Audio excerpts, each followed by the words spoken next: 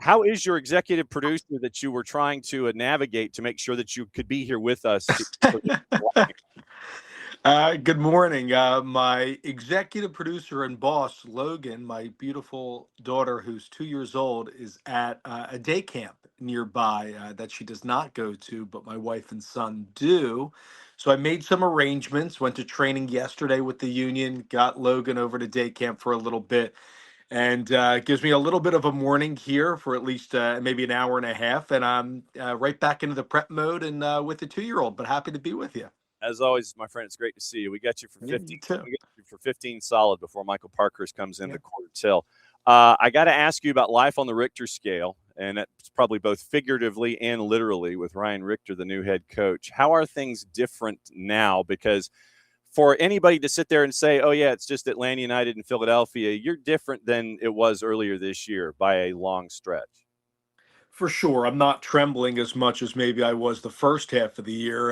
To your point there, it's taken me back to eighth grade science class with Mr. Fleeger nearby where I'm living right now.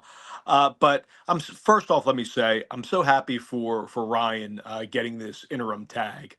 It's kind of like a little Sandlot moment for me. My first job with the Union in 2016, I was the voice of Bethlehem Steel, which is our second team now, Union 2, but at the time they played in USL before Next Pro. And Ryan was the captain. So I was out on sponsorship things and going to, kit launches and various other different events with him and Derek Jones. And, that was towards the tail end of his career, a supplemental draft pick for the Union. And by the way, has worked his way all the way up from pre-Union Academy all the way through to a first team assistant coach a couple years ago under Jim Curtin, Union 2 coach recently, the last 2 years, and now with this interim tag. And things are very, very different. The guys I feel like are playing with a little bit more freedom. I feel like, John, that the break came at a right time for the Union. And I think a lot of teams maybe could say that are towards the bottom of the table in both East and Western conferences. And I think it was a reset. There's definitely been some change. Sporting director John Shear got that job. A couple guys are out, like Owetsu Makanyu had a great year last year next to Glesnes. An up and down season this year is really a center back one. He just transferred to Rangers. He didn't come back after the World Cup with South Africa. And, we start now with 6 consecutive home games, including Leagues Cup. So we beat a good Red Bull team 3-1. We get our third clean sheet against Seattle last week, and we play a struggling Atlanta side. So we have momentum, but I think the focus for Ryan and company, and I hate to use a cliche, but it really is one game at a time for this group. That's $1 in the jar, by the way. When you do, and we'll take a look at the jar at the end of the year. You've been reading my notes. I did want to talk about the back line because Makanya didn't want to come back, and so he was transferred out. And then you bring in somebody that you're familiar with. It's not necessarily an even swap, but what's it like to have somebody back from Birmingham, not Birmingham as we say here in the Southeast, but Birmingham? He comes back to a place, get back to where you once belonged, Loretta. I mean, what's that like? The tenor of the club has totally changed, and what's important with bringing back a Kai Wagner is a lot of the guys know him, and the new guys are already getting the feel and the vibe just being down there a little bit and talking to Kai off the side myself several times already since he's been back. It's like he's picking up right where he left. This is a guy, multi-time All-Star, multi-time Best 11 player. This is his home, and I think speaking with him, a lot was reported in the press and conjecture, I think, by fans that it was solely, family and his wife, but also it was a football or soccer decision as well. And Kai had a great time here, and he's very into the Philly sports scene, the pride, also, of course, his young kids being in the Philly and also South Jersey area. And on the field, I could speak to tactically what the Union sorely missed for those watching or listening that did not see any of us. We had a lack of service from the channels in half number one. We never really replaced a left back in a Kai Wagner quality. And I'm not trying to put down a Philip Ndinga or Nate Harriel who filled in at left back all the way from training, from preseason training and training camp out in Spain all the way to this point. But there was a slew of other players. We even played Finn Sundstrom, a 19-year-old who played in USL with North Carolina at that spot. So sorely missed the crosses, and then we weren't as lethal, John, on set pieces. And Eloski had to fill that void, and some others. But Kai just has a whole dynamic, and also, having a guy with the leadership. I think the Union went from, as you well know, really since the COVID 2020 season, where we've been objectively one of the best teams at home and also just record. Um, I would say that we missed the veteran presence when you lose the four guys like a Wagner, a Glesnes, an Ua back to Denmark, and a Ty Bribo to DC. You're asking young kids to step up and thrust in a role that they're not maybe comfortable or accustomed to doing. And I think, and I don't fault Bradley Carnell or any of the staff or the other players saying, hey, to a Nate Harriel or somebody else, yeah, you are going to have to start calling out guys in training. You will have to step up maybe in that regard, maybe including maybe an Andre Blake too. That's very boisterous with his back line, but might not be this guy that's expected to call out people. The same with Ali Bedoya, who's taken on a different role. So you had the voice and presence alone of Kai in the locker room and also on the field like that. There's a different expectation, and I see it at training, John, behind the scenes about the intensity. And that's what Ryan, I heard that word a lot yesterday at training down in Chester. Keep up the intensity. And then, tactically, what I'm saying, just a little bit different versus like I can go into particulars about, ball rotation and man for man marking versus zonal marking. But the back line, John, to your question, I'll finish with this, was a problem. The Union were very anemic. We're still we're still not fine tuned with our finishing up top with the strikers. That's one point. The second point is, as bad as we were finishing, we were probably even more so lackluster defensively in front of Andre Blake, which really led to a disappointing first half of the year. And hopefully, with Kai back and Nate Harriel playing center back, and the emergence of Anil Pierre, Frankie Westfield's been a delight at right back. It's going to be a totally different second half for the team. Voice of the Union, Dave Leno, joining us for Oppo Research here on a Freestyle Friday. Okay, since you mentioned it, I'll skip a line and I'll go to the offense from the back line. Yeah. Milan Olaski, who at times has proven himself to be a very bad man, and I mean that in the most optimistic sense possible. I mean, the guy can light it up. It seems like if you get him lighted, then that fuse can really carry you for quite some time. Ilaski Damiani, Indiana Vasilev, who freaks out every time he's on the show and he sees the Tormenta scarf over my right shoulder. The offense that is there, the engine kind of seems to be turning over a little better than it has in the past. Am I wrong? It's fair to say. I think I would like to see, and this is just my play-by-play opinion, I would like to see us a little bit more dynamic in the transition game, and I think that's where we were really good last year in the Supporter Shield years. Like, how quick can we go? Make a turnover, quickly go into space. And I remember a goal that we scored last year at Montreal that Vasilev right on cue scored in like the second minute. And we were down the length of the field in about 7-8 seconds. And that was like a Bradley Carnell or the Union DNA type of goal where we maybe don't like to have a lot of the ball. We dispossess the opposition and we go quick. I would like to see a little bit more verticality moving forward. The tear that Ilaski's going on, this is a guy that switched his kit from 32 and assumed the number 10 jersey. He missed a penalty, which I know early hindsight's easy to say, but he missed a penalty down at Mercedes-Benz. You remember the game back in mid-March down there in which we lost 3-1. If that goes in early on in the game, Damiani had a chance with a volley. Might have been a different outcome. Again, very early in the season, and now we're at a different point for both of our clubs. But Ilaski scored 7 goals in the last 5. And what's different about him, what Ryan Richter, the interim manager, is doing. So Bradley can deploy him either as a second 10 in a 4-2-2 or as a second 9 as a second striker. And I think Ryan prefers, and he said this publicly, as a second striker to a Bruno Damiani, or you can bring in Ezekiel Alado. And the thing that makes Ilaski special is his quick release, and he can really make something out of nothing. Yes, if like you see in one of the goals that happened from Westfield where he curls the ball up ahead, it bounces once, one-time hit, beautiful finish from Ilaski. He can do that. He can run into space off a back shoulder of a center back. But then quickly, like he did in against Red Bull New York, a ball floats into the box, spins at a 360 off a defender, shoots and scores behind Marshall Ruddy. He can do that too, and that's the key for him. Finishing, shots from a rapid rate, and I feel like center backs have to pay attention because he can run into space off of a center back. He can lurk out like to the tip of the 18, the penalty area, and take a shot from 20, 25 yards away.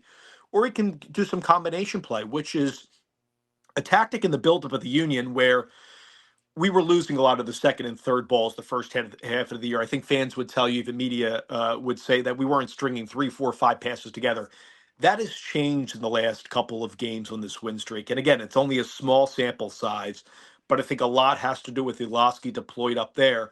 But I will tell you this, guys like Bruno Damiani only has 1 goal this year. He had 7 last year. He would tell you needs to finish in front of goal. Ezekiel Alado, club record transfer fee. The kid's only 20. For me, in over a decade in MLS now, I know there's still some acclimation period to a guy from Ghana, played in Sweden, coming to the United States for the first time, not knowing really anybody. There's still going to be time to be worked out, but Alado is this big presence where he can run into space like a Mikel Ua, but we're not seeing a lot of those direct balls over the top from the Union into space lately. Maybe we'll see a little bit more of that against Atlanta. We'll have to see on Saturday night, but he does provide that hold up play like a Bruno. So while the strikers, lastly, aren't scoring and finishing at a rapid rate that we all would love to see, and they would too. It's the work against the ball that the requirement in our system, the defensive work from your nines and from your tens, that guys that you mentioned, like at Olaski, like Indiana Vasquez running all over the place, scores an open play against Red Bull. The emergence of Kevin Sullivan recently, starting a lot more for the Union right now. Quinn Sullivan back, Kai Wagner. It's a totally different team, and I know people are like saying, "Hey, Dave, you just brought Kai back, and Quinn's coming off the ACL." But I can tell you the vibes are different on a 2-game win streak. It's our longest win streak of the year, and hopefully that will continue against a struggling Atlanta team.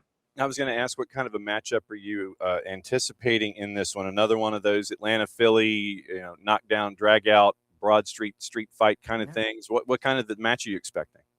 Yeah, I think it's going to be a battle of, an Atlanta team that comes in. I think, they want to go after the game and maybe replicate what Seattle did, was make it very ugly for the Union in the first 45 minutes.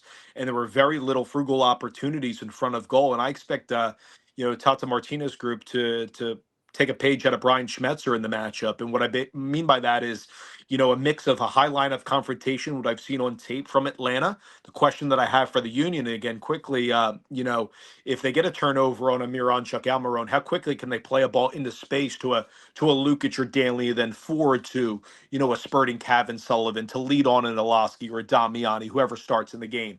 So that for me is key, because another factor that I've seen, and John, correct me if I'm wrong, but I've seen a ton of service from the width of teams recently, like a New England, like a Charlotte against Atlanta, where I feel like Atlanta is conceding space on the channels. And that's when you bring a guy like Kai Wagner, where he didn't put in a ton of crosses against Seattle, because I think that was part of their game plan to deny Kai getting forward up on the left. And I think a very good scout at that. And I expect Atlanta to do the same. Atlanta's right against our left hand side.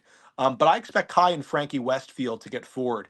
And I think that is I think something that, just in my opinion, that Richter and staff can use at their disposal, because a lot of times what I see is a lot of ball watching from Atlanta recently, on this winless in 7 skid, is that like guys that are just easily running in the box, like a couple through balls and scoring. So I hope from the Atlanta perspective that they clean that up a little bit. Of course, with my Union cap and polo on, I look for our team to go on a 3-game win streak into League's Cup. I think that will help us, but these runs in behind, I think from the Union, I think that's key. My question for Atlanta is, how organized is that back line going to be against us? I have no qualms about the Miranchuk scoring 5 goals, Almiron finally getting on the board in back-to-back games. I know the new acquisitions that they brought in as well. Hopefully, it can be a great toe for toe, matchup where we're having a plethora of shots, maybe more of the shots on target for the Union in the matchup. But I expect a great game because, like you said, these Union Atlanta games, no matter where they are in the table, they're always thrilling and a joy for me to broadcast. The back line for Atlanta, I would anticipate being some combination of left to right, Baez, Alonso, Mihai, and Tomas Jakob. Yeah. And so from that, I have no qualm. Cooper Sanchez is away with the U20s, so that probably means it's Tristan and maybe Will Riley getting the start. I would anticipate in a 4-2-3-1 that you're probably looking at. I would say striker would be an interesting question. Is it Fafa Pico up top? Then you're looking at what's it going to be on the left. Then you would have, Miguel and Alexi as a part of that. So I've got one question in the midfield with Fafa up top. What I would posit for Atlanta in the attack, since you mentioned your left with Wagner and Wagner and Vasilev, I would posit in return the right-hand side with Alexi and whatever that rush is. And if you see Jakob coming forward, which he's not afraid to, that possibility of getting behind that back line, I'm looking at, Wagner and Miranchuk as being one of those good 1v1 matchups to keep an eye on Saturday night. Yeah, I love that. And then the question that I have for us, and I think a lot of your U.S. soccer fans might keep a track on this guy, 18-year-old, 6'7", Neil Pierre. He was very good in Denmark playing with one of the clubs we have a partnership for, Lyngby. How does he do coming off a secondary assist to Westfield, then leading on the goal for Iloski?